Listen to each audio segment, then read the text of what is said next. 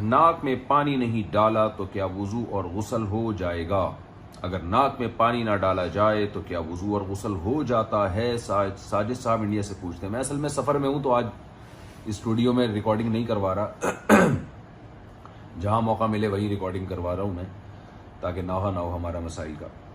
خیر، یہ ساجد صاحب نے انڈیا سے پوچھا ہے کہ ناک میں پانی نہ ڈالا جائے تو کیا وضو اور غسل ہو جاتا ہے؟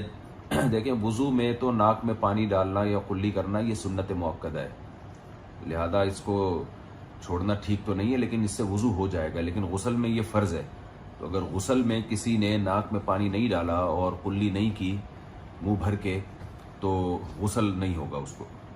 البتہ یہ ضرور ہے کہ جب کسی کا غسل نہ ہو، جیسے بعض دفعہ غسل کرنے کے بعد دیکھا کہ یہ جگہ خشک رہ گئی ہے یا ناک میں پانی ڈالنا بھول گئے تھے، تو پھر پورا غسل کرنا ضروری نہیں ہے، بلکہ اس وقت آپ ناک میں پانی ڈال لیں بعد میں بھی، یا قلی کر لیں، اور وہ جگہ جو خشک رہ گئی تھی اس پہ پانی بہا دیں تو بھی غسل ہو جاتا ہے. یعنی بعض لوگ کیا کرتے ہیں کہ دوبارہ سے پورا غسل کر رہے ہوتے ہیں، اس تکلف کی ضرورت نہیں ہے.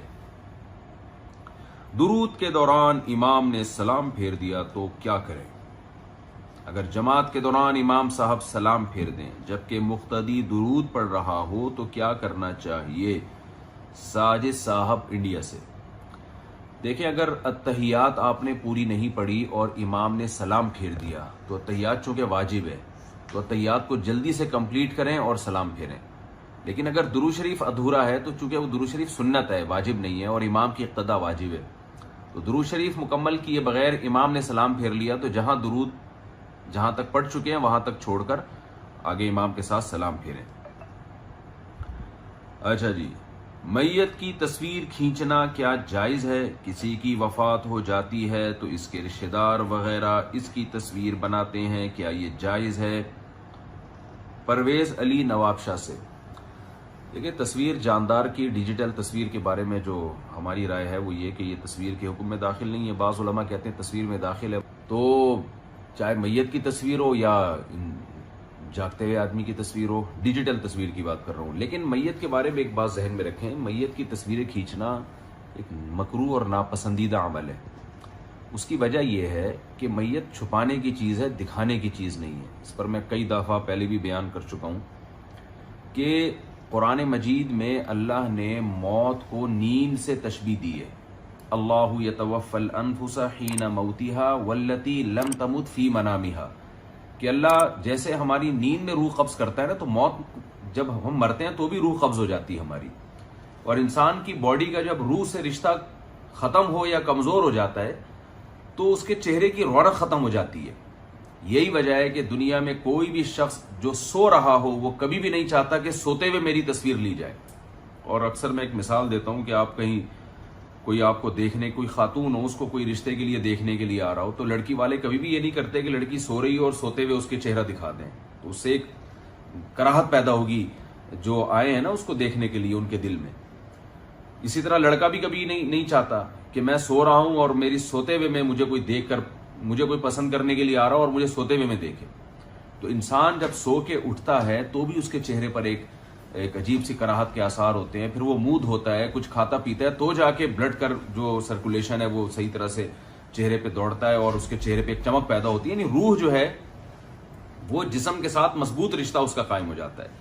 تو آپ سوچیں، جب نیند جو کم درجے کی موت ہے اس میں چہرہ انسان کا فریش نہیں رہتا اور وہ چاہتا ہے کہ وہ چھپائے. یہی بہت سے لوگ تو چہرے کے اوپر چادر ڈال دیتے ہیں سوتے ہوئے تاکہ ہمیں کوئی دیکھے نہیں. تو موت تو اس سے بھی آگے کا درجہ ہے. تو میت یہ کیسے چاہے گی کہ میں مرا ہوا ہوں اور مجھے جو ہے نا دنیا آ کے دیکھے؟ اس کے چہرے پہ رونق نہیں ہوتی. وہ تو الگ بات ہے، لوگ کہتے ہیں بڑا نور ہے، سب کچھ ہے، لیکن بہرحال وہ بات نہیں ہوتی جو انسان کے جاگتے حالت میں ہوتی ہے. یہی وجہ ہے کہ میت کو جلدی دفنانے کا حکم ہے تاکہ میت سے لوگوں کو ایک طبعی کراہت نہ ہو، کیونکہ اب اس کا چہرہ تبدیل ہونا شروع ہو رہا ہے. تھوڑی دیر میں اس کے چہرے پہ ایسے تغیر آئے گا کہ وہ خراب ہونا شروع ہو جائے گا. تو جیسے ہی کوئی مرے فوراً اس کے منہ پہ چادر ڈال دینی چاہیے اور اس کو چھپانا چاہیے. تو میں اس کا بالکل بھی قائل نہیں ہوں یہ جو مرنے کے بعد لوگ تصویریں وائرل کرتے ہیں. اور پھر آج کل عجیب انداز میں اس کے ناک میں روئیاں ٹھوسی ہوئی ہوتی ہیں، منہ میں روئی ٹھوسی ہوئی ہوتی ہے اور اس طرح سے اس کی تصویریں دنیا میں آ رہی ہوتی ہے. کیا آپ کبھی یہ چلتی پھرتی حالت میں یہ چاہو گے کہ میری ناک میں ایک ادھر روئی ہو ایک ادھر روئی ہو اور میں سیلفی بنا رہا ہوں اپنی بیٹھ کے؟ سوتے ہوئے میں لوگ سیلفیاں نہیں بناتے.